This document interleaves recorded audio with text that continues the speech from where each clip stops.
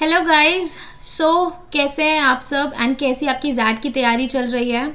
अब 6 ही दिन बचे हैं जैट के एग्ज़ाम के लिए, तो all the very best. But अभी भी इस टाइम पर काफ़ी स्टूडेंट्स हैं जिनको अभी भी क्वेश्चंस आ रहे हैं कि क्या हमें डीआई पेपर में अटेम्प्ट करना चाहिए और नहीं। मतलब बहुत से स्टूडेंट्स ऐसे हैं जिनको डीआई देख कर के वो कॉन्फिडेंस नहीं आ रहा कि हम वो डीआई अटेम्प्ट कर ले, या फिर उन्हें लग रहा है कि अच्छा चलो हम डीआई हमें आता है लेकिन हम पहले क्वांट कर लेते हैं, डिसीजन मेकिंग कर लेते हैं एंड वर्बल कर लेते हैं, टाइम बचेगा तो फिर हम डीआई पर आएंगे। बट आपको पता है टाइम तो बचता ही नहीं है, कितना ही टाइम दे ले फिर भी हमें टाइम कम ही पड़ता है, बिकॉज ये पेपर हमारा लेंदी पेपर है। तो मेरा इसमें सजेशन ये रहेगा, बेस्ड ऑन आपके प्रीवियस ईयर के अगर मैं पेपर देखूं, उनका डिफ़िकल्टी लेवल देखूं, उस बेस पर मैं ये सजेशन देने जा रही हूँ कि आपको डीआई स्किप नहीं करने हैं। ऐसा नहीं है कि आप सारे के सारे डीआई मतलब स्किप कर दें, नहीं, ऐसा नहीं करना। क्यों और कितने आपको अटेम्प्ट करने चाहिए? क्या मुझे सारे डीआई करने चाहिए? डीआई आते कितने हैं? क्या ये सारे क्वेश्चंस आप लोगों ने अपने दिमाग में बिठा लिए हैं? क्या आपने ये डेटा एनालाइज किया है? नहीं किया है तो फटाफट से एक बार कर्सरी ग्लैंस ले लेते हैं प्रीवियस ईयर के पेपर्स के डीआई सेट पर। मेरा डीआई का मतलब सिर्फ number based DI, table based या बार ग्राफ बेस्ड नहीं है। बहुत से डीआईज ऐसे होते हैं जो केसलेट की फॉर्म में आते हैं, मैं उनको भी कंसिडर करके चल रही हूँ, ठीक है, जिनसे रिलेटेड कम से कम 2 क्वेश्चंस हैं, किसी में 3 क्वेश्चंस आते हैं।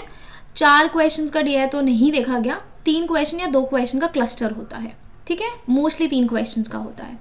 तो एक बार फटाफट से देखते हैं। लास्ट ईयर 2024 में ऐसे 4 सेट्स आए थे, उससे लास्ट ईयर 2023 में 3 सेट्स आए थे, उससे पहले 4 सेट्स, फिर 3 सेट, 2020 में 3 सेट्स आए थे। मतलब एक सेट था जो 2 क्वेश्चन का था एंड 2 सेट्स ऐसे थे जो 3-3 क्वेश्चंस के थे, ठीक है, एंड 2018 में भी 4 सेट्स आए थे। तो इस बार ऐसे कुछ फिक्स नहीं है, बट एज्यूम कर रही हूँ based on the pattern previous year के कि 2025 में आपके 3 सेट्स आने चाहिए। 3 सेट्स 3-3 क्वेश्चंस के, 9 क्वेश्चंस आपके बनने चाहिए इस केसलेट, डीआई, टेबल और ये सब बार ग्राफ मिला करके, ठीक है। बट क्या मुझे सारे डीआई अटेम्प्ट करने चाहिए? अगर मैं देखूँ तो सारे नहीं कर पाओगे तो भी आपको, अगर 4 आपके सेट्स आते हैं तो 2 डीआई जेन्युइनली बहुत आसान होते हैं। मतलब अभी हमने काफ़ी डीआई दोबारा से पेपर्स रिवाइज वगैरह भी करवाए हैं क्लास में और पहले भी बच्चों ने किए हैं, तो 2 डीआई तो सच में बहुत केक वॉक होते हैं, फटाफट निकल जाते हैं। एंड जो 2 डिफ़िकल्ट या मॉडरेट लेवल डीआई हैं उनके भी सारे क्वेश्चंस डिफ़िकल्ट नहीं होते। जैसे अगर 3 क्वेश्चंस का डीआई सेट है तो उनमें से एक क्वेश्चन डेफिनेटली ऐसा होता है जो फटाफट से होता है, थोड़ी सी कैलकुलेशन करी एंड देन आपका हो गया। बट हाँ, जो 2 रिमेनिंग क्वेश्चंस होते हैं वो टाइम कंज्यूमिंग होते हैं, वो आपका टाइम खाएंगे। तो 4 अगर सेट्स आ रहे हैं तो 2 तो पक्का करेंगे ही करेंगे आप, मतलब करने चाहिए, मेरा एडवाइस है। एंड 2 सेट्स बच गए उनका कम से कम एक क्वेश्चन तो ट्राई कर लो। पर अगर आपका मतलब ये कौन सा आपको डीआई अटेम्प्ट करना है, कौन सा नहीं करना है, कौन सा ईजी है, कौन सा डिफ़िकल्ट है, वो तो भाई आपको वहीं पर ही गॉज करना पड़ेगा, वहीं पर आप एनालाइज करेंगे। अगर आपको थोड़ा सा कैलकुलेशन करने में लग रहा है कि नहीं मुझसे नहीं बन रहा है, थोड़ा सा डिफ़िकल्ट है, एंड आपने बहुत अच्छी प्रैक्टिस की हुई है डीआईज की पहले, तो आपको इतना समझ आ जाएगा कि ये मॉडरेट लेवल का है, डिफ़िकल्ट लेवल का है या बहुत आसान लेवल का है। तो अगर आप पटक रहे हो, इतनी प्रैक्टिस की हुई है, तो उसका एक आधा क्वेश्चन देखो। क्वेश्चंस पे नज़र हमेशा रखना, ये तो प्राइमरी सजेशन है। जैट पेपर में या मोस्टली किसी भी पेपर में प्लीज़ डोंट डू कि आप पहले पूरा सॉल्व कर रहे हैं देन क्वेश्चंस कर रहे हैं। क्वेश्चंस पे नज़र हमेशा रखो, क्योंकि जैट में तो काफ़ी बार देखा गया है कि पूरा सेट नहीं भी बनता है तो भी मैं बीच बीच में एक दो क्वेश्चंस के आंसर तो ऐसे ही हाफ सॉल्विंग पर हो जाते हैं, ठीक है। तो क्वेश्चंस पर नज़र रखो, एक आधा आपका सॉल्व होता चल रहा है तो करो, डिफ़िकल्ट लग रहा है तो उसको स्किप कर दो। आपको पक्का से 4 में 2 एंड 3 में भी 2, मतलब 2 सेट तो पक्का से आपको मिलेंगे कि जो बहुत डुएबल है। मॉडरेट वाला जो 1 बज गया या 2 बज गए, उनमें से एक आधा क्वेश्चन और आप अटेम्प्ट कर सकते हो। तो अगर जैसे 2023 का पेपर लूँ, 2023 के पेपर में 3 सेट्स थे तो 9 क्वेश्चंस में से 6 से 7 क्वेश्चंस डुएबल थे। 2024 में भी 4 सेट्स आए थे, वो चारों सेट ही मतलब डिफ़िकल्ट कोई भी नहीं था।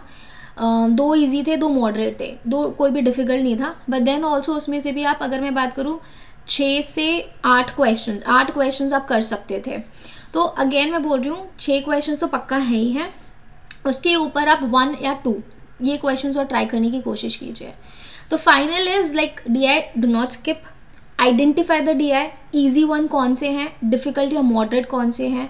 मॉडरेट लेवल पे आप फिर भी सोच सकते हो कि मैं वापस आऊँ, डिफ़िकल्ट वाले को आप स्किप कर दीजिए, ठीक है। क्योंकि स्किपिंग, आई नो कि आप लोगों को लग रहा होगा कि स्किप करना 8 क्वेश्चंस हैं, उससे ज़्यादा अनअटेम्प्टेड छोड़ेंगे तो नेगेटिव हो जाएगी, बट उसके बारे में हम ऑलरेडी आपको बता चुके हैं कि उसका कितना लॉस होगा और कितना नहीं होगा। गलत करने की नेगेटिव मार्किंग एंड अनअटेम्प्टेड की नेगेटिव मार्किंग, उन दोनों को आप खुद से ही एनालाइज कर सकते हो कि किस में आप बेनिफिट में रहेंगे, और ऑब्वियसली सही कर सकते हो तो डेफिनेटली अटेम्प्ट कीजिए ही कीजिए, ठीक है। तो मेरा तो यही सजेशन रहेगा कि भैया do not skip the DIs। 4 में से 2 सेट, 3 में से भी 2 सेट ईजिली डुएबल होते हैं, एंड जो रिमेनिंग सेट्स होते हैं उनमें से भी 1 या 2 क्वेश्चंस आप कर सकते हैं। बट प्लीज़ क्वेश्चंस पे नज़र ज़रूर रखिएगा, सीधा पूरा सेट सॉल्व करके एंड देन मार्क करो, वो नहीं कीजिएगा। चलिए ठीक है, ये छोटी छोटी चीज़ों का ध्यान रखना, and along with this please अपनी हेल्थ का भी ध्यान रखो, क्योंकि अभी पेपर के आते आते मौसम भी बदल रहा है, एंड इस समय पे बीमार पड़े तो दिक्कत हो जाएगी। चलो मिलेंगे नेक्स्ट वीडियो में, till then bye bye, take care.